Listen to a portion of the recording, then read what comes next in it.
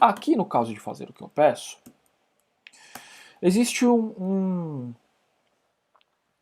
a pessoa, o seu funcionário pode não fazer o que você pede por vários motivos, né?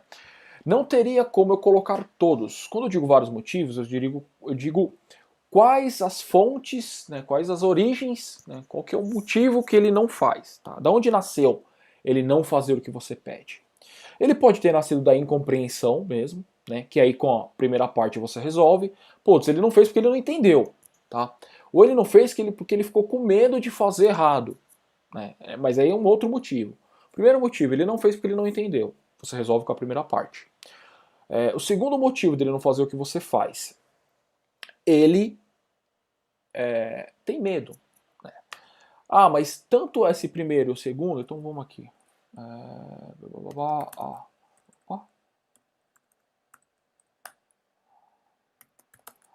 Ou ele não entendeu, e aqui você faz a primeira parte, ou ele ficou com medo de errar, e aqui você faz a primeira parte para identificar o medo, tá?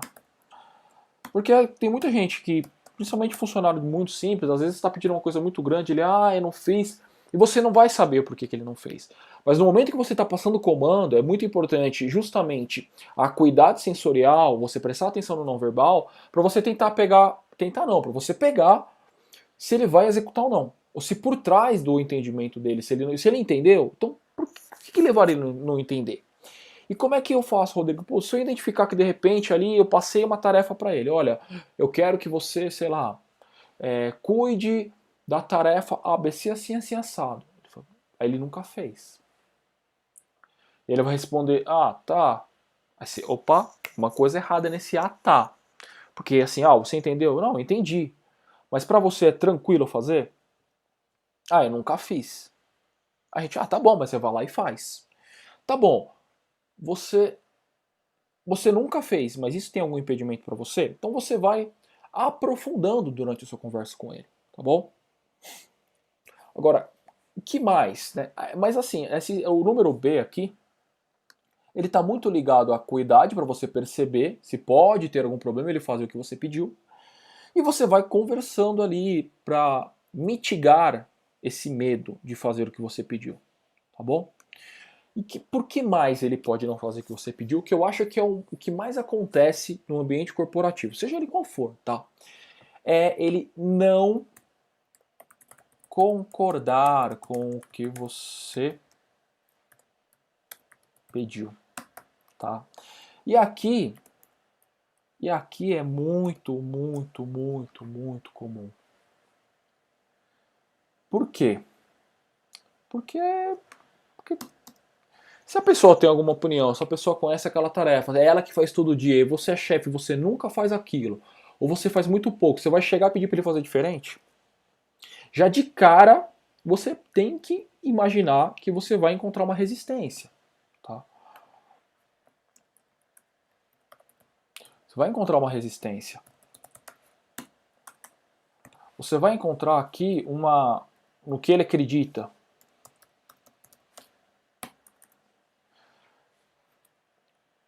Legal, isso aqui. Ó. E você não entende mais que ele. Que ele, né? Ou ela, né? Pode ser uma funcionária. Entendeu? Então esse é o mais comum acontecer. O funcionário não faz o que você pede porque ele não concorda com o que você pediu. Porque é de outro jeito que ele faz. É de outro jeito que ele fez a vida inteira. Ixi, ficou verde, ficou feio.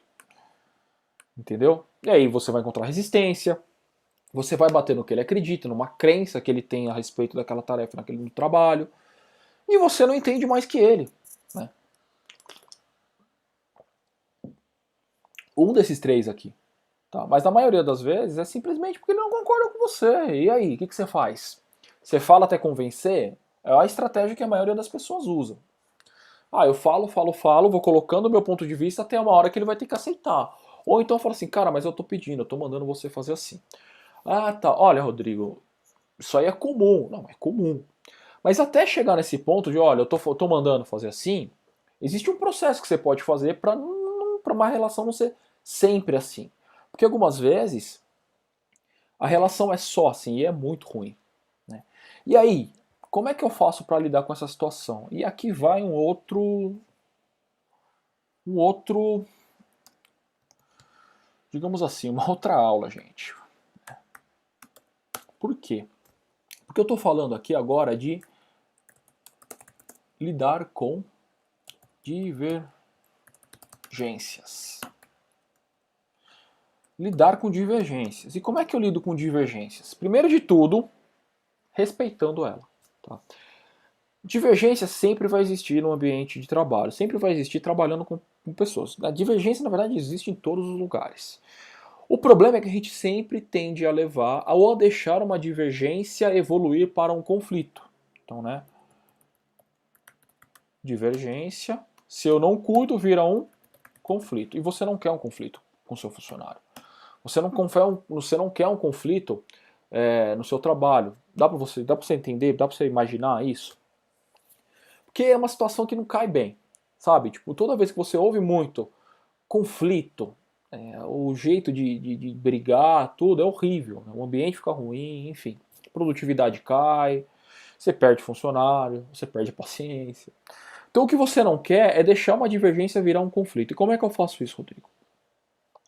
Para você lidar com divergência, primeiro de tudo é aceitar. Opa! É aceitar, tá? Aceitar o quê? Aceitar significa ouvir. Aceitar. Vou colocar aqui. Aceitar o outro, que é igual a ouvir o outro. Eu coloquei aceitar justamente para provocar, porque muita gente acredita que quando você ouve muito uma opinião diferente, você está concordando com ela. Né? E na verdade não é isso que acontece. Quando você tem uma divergência, você acaba ouvindo para responder. Então aí fica aquele ping-pong, né, até virar uma discussão. Ou até virar uma coisa que alguém vai falar, na maioria das vezes o funcionário não vai discutir, ele vai falar, tá bom. E vai lá e vai fazer diferente. E depois ele se vê com você. Não é isso que acontece? Então, antes de você deixar virar um conflito, no caso, deixar passar do ponto, primeiro de tudo, ouve, aceita o outro. É isso que a gente chama de uma partezinha do rapport, tá? Que basicamente é justamente respeitar o outro, tá? Então, quando você utiliza o rapport numa comunicação, você tem muito mais chance de você diminuir o conflito, ou você não ter o conflito. E como é que eu faço rapport, Rodrigo? Primeiro de tudo, ouço o outro, tá? Quando eu digo ouço, ouça com o coração. Não é ouvir esperando o cara terminar. Não é ouvir simplesmente por ouvir. Ah, mas ele vai usar o conto da carochinha, Rodrigo, eu não tenho tempo. Eu sei. Mas aí, habilidade sua, você senta, deixa ele falar, ô fulano, vou fazer o seguinte, me fala exatamente o que está acontecendo, eu quero te ouvir. Foca exatamente nessa tarefa que eu te pedi, o que você acredita. Você afunila para o cara focar. Não, porque o que acontece é que eu acordei de manhã, não consegui pegar o ônibus. Não, não, eu entendi. Não, legal. Isso aí não tem problema. Mas o que você acha especificamente da tarefa ABC? E aí afunila. E deixa o cara falar e só ouve. E você ouve sem interromper. Você ouve sem julgar. Você ouve sem fazer caras e bocas. E você simplesmente ouve. Por que eu tenho que fazer isso, Rodrigo? Porque a partir do momento que você ouve, você está dando espaço para o cara te ouvir. Você vai ter o direito de, quando você for falar, você ser ouvida. Então, ouvir é fundamental. E, de novo, não significa que você deixou a pessoa falar, que você ouviu atentamente, significa que você vai concordar com ela, ok? Você tem uma divergência. A gente já está partindo do pressuposto que você tem uma divergência, porque ele não concorda com o que você pediu. Então, você tem uma divergência. Tá bom? E aí, qual que é o segundo passo? O segundo passo é entender o que a pessoa precisa naquele momento. Tá? O que ela precisa naquele momento? Ah, mas como assim, Rodrigo? Tá bom, porque numa situação de não concordar com você, naquele momento, às vezes a pessoa tem uma necessidade específica. Tá? Qual que é essa necessidade? O que será que está acontecendo com ela? Ela precisa de apoio? Ela precisa, às vezes, só ser ouvida e você já quebrou essa necessidade? Ela precisa de suporte? Ela precisa de um tempo porque ela não vai conseguir fazer aquela tarefa? O que ela precisa especificamente? A partir do terceiro ponto, falou, tá bom, agora que eu já te ouvi, agora que eu entendi o que você precisa, será que agora eu posso colocar meu ponto de vista? Eu acho importante, e aí você entra com o que a gente chama de fala espelhada. Tá? Deixa eu vou escrever aqui porque eu falei muito, né? Então vamos lá. Primeiro aqui, né, dentro dessa etapa aqui, ouvir, necessidade do outro. Depois você vai entender, aliás, depois você vai colocar sua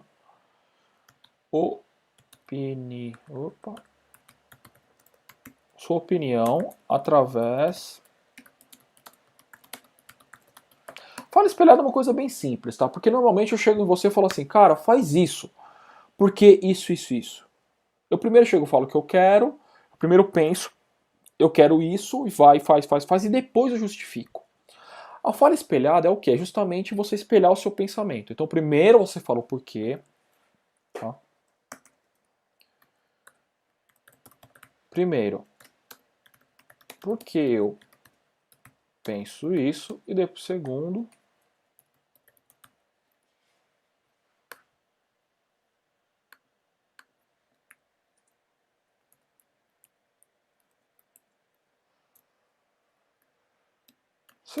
o que eu penso. Por que a gente faz isso?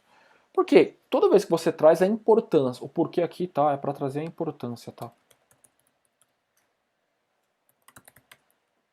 Quando você traz a importância daquilo que você pensa primeiro, por exemplo, olha, é importante que seja fechado caixa todo dia, porque eu não quero que acumule dinheiro assim, assim, assim, assado e a gente diminui o risco. Para isso você precisa parar todo dia, tal hora, contar tudo. Ah, mas esse horário é o horário que está muito cheio aqui. Mas você já passou a importância. A pessoa já vai receber com menos resistência, certo? E aí o rapport, né, que mais você pode colocar o rapport? É você usar a linguagem que a pessoa usa, é você usar o jeito de se expressar que o outro usa, é você alinhar. Tem gente que fala muito em vibração, eu acredito muito em vibração, você se colocar na mesma vibração que outra pessoa. Você já reparou quando tem uma pessoa que fala, eu falo muito rápido, então quando eu vou conversar com alguém, e eu já sei que aquela pessoa tem uma divergência, ou melhor, eu não sei que eu tenho uma divergência, mas eu tenho que tomar muito cuidado, porque eu posso ter uma divergência com ela, e eu percebo que ela fala muito diferente de mim, eu tento diminuir a intensidade da minha voz, diminuir a velocidade, para eu conversar com ela de uma maneira mais alinhada, de uma maneira mais, o que a gente chama, não é mais igual, mais parecida. Por quê? Para que a vibração ela ocorra de uma maneira mais fluida, entende? Da mesma maneira, quando a pessoa fala muito rápido e você fala muito devagar. Ou se a pessoa fala muito alto. Ah, Rodrigo, mas eu falo muito baixinho. Eu falo muito baixinho. Então, para eu fazer rapport, eu tenho que falar com uma pessoa que fala alto. Eu tenho que falar muito alto. Não. Você não precisa falar exatamente igual a outra pessoa. Na verdade, você nem pode falar exatamente igual a outra pessoa, porque você vai estar imitando ela. E aí você vai perder base do rapport, que é o respeito. Né? É muito ruim quando a pessoa te imita. Então, às vezes a pessoa quer fazer rapport, a pessoa senta assim, cruza o braço, o outro vai lá e cruza o braço. A pessoa faz assim, a pessoa faz assim. Acredita que está fazendo rapport, mas não é isso. Né? Rapport é você, de uma maneira sutil, respeitosa, é você agir como o outro age, vamos colocar assim. Então o que você faz? Se eu falo muito baixinho, a pessoa fala muito alto, você aumenta um pouquinho só o volume da sua voz, ou a velocidade. Para simplesmente porque a outra pessoa vai perceber que você vai estar tentando acompanhar o jeito dela. Lembra que eu falei? Esse tipo de mensagem é uma mensagem não verbal, ela não está implícita no que você está falando, ela está implícita no conjunto como um todo da comunicação. E o subconsciente da outra pessoa vai captar, quer você queira, quer não. Tá? Mensagem não verbal, outra pessoa vai captar, não adianta, você não consegue esconder, tá bom? Bom, você fazendo tudo isso, você vai reduzir você vai aumentar o rapport, você vai aumentar a quantidade, vai reduzir a possibilidade de divergência e de conflito, e aí você aumenta muito a possibilidade do seu funcionário fazer o que você pediu. Porque não tem muito mais para onde fugir. Salvo exceções, tá, gente? Que são exceções? Isso eu tenho que trazer. Pô, Rodrigo, eu aprendi a fazer rapport, eu faço todo dia, isso dá certo todo mundo, mas com aquela pessoa naquele assunto não deu. Então, às vezes, existem o que a gente chama de assuntos ocultos. O que é um assunto oculto? Meu, se a pessoa tem um motivo que ela não pode falar para você o porquê que ela não quer fazer, o que está acontecendo com ela, ela não vai falar. E aí ela não vai fazer de jeito nenhum.